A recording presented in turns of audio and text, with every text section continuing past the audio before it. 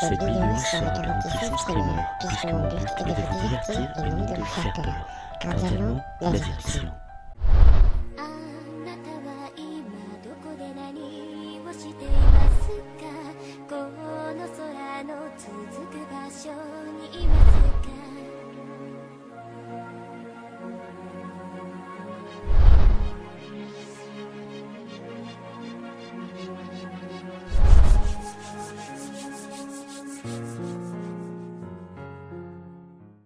Salut à tous, c'est Arkiorm et bienvenue dans cette case manga spéciale Halloween. On peut dire que c'est un hors-série. Je vais aujourd'hui vous conter le manga nommé Lune de sang. Ce seinen, écrit par Maruyama Tomo, est paru en 2011 au Japon et mélange horreur et fantasy. Et hentai. Attends, horreur et hentai? Sors de ce corps, School of the Dead! Sors de ce corps! Je t'en conjure! Putain, je n'arrive pas à croire. Mais aujourd'hui, on va parler de zoophilie. Gore. Qu'est-ce que tu fais là? Casse-toi, pédobire! Ah putain, au moins on aura tout fait. Après la nécrophilie, hein, après tout, ça ne peut pas être pire. Le manga commence dans ce qui paraît être un village japonais typique, situé pas loin d'une forêt. Malheureusement, cette forêt est hantée et les hommes qui pénètrent se font mordre par des chiens errants et les femmes disparaissent. À la lueur de la lune, les hommes infectés / mordus se transforment en loups-garous. Et c'est alors qu'une jeune fille nommée Sakuya débarque dans ce village. Notre héroïne est plutôt sombre et insociable, mais cette solitude est expliquée par la présence d'un esprit loup-garou enfermé au fond d'elle. Personnellement, je pense qu'ils voulaient juste faire un perso dark et ils ont inventé un prétexte bidon au dernier moment.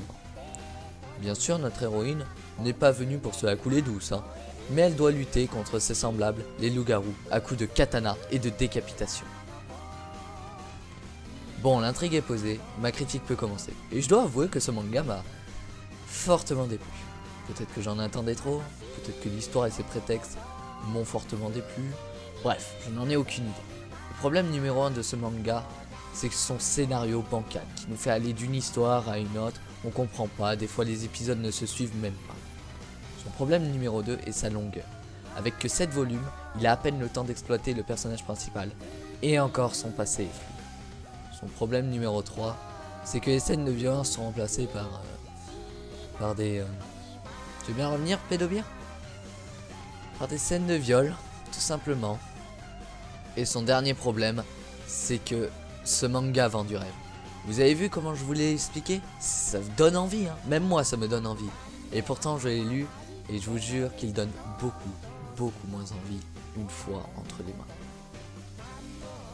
C'est donc pour tous ces défauts que je lui mets la note de 9 sur 20. Je ne vous le conseille pas personnellement, car vous risquez d'être fortement déçu. Et puis il y a d'autres façons de s'abîmer les yeux plus rapidement.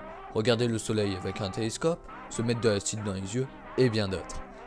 Bon, cet épisode est maintenant terminé. Tu peux cliquer ici pour t'abonner, mettre un j'aime, partager, commenter, et bien d'autres. Je dois aussi m'excuser de ne pas avoir pu bien articuler durant cet épisode en raison d'une opération. Sur ce, je vous dis ciao ciao tout le monde, on se retrouve le 12, car oui, le 12 il y aura aussi un épisode. Je bosse comme pas possible, mais bon, c'est les vacances, je peux me le permettre. Allez, ciao ciao! Petit nota bene pour ceux qui restent jusqu'à la fin. Je n'ai pu trouver l'opening de Lune de sang, car je crois qu'il n'y a pas eu de portage animé. En tout cas, j'ai préféré utiliser une autre musique. Le lien est bien sûr dans la description si vous voulez l'écouter / la télécharger. Sur ce, je vous dis ciao ciao!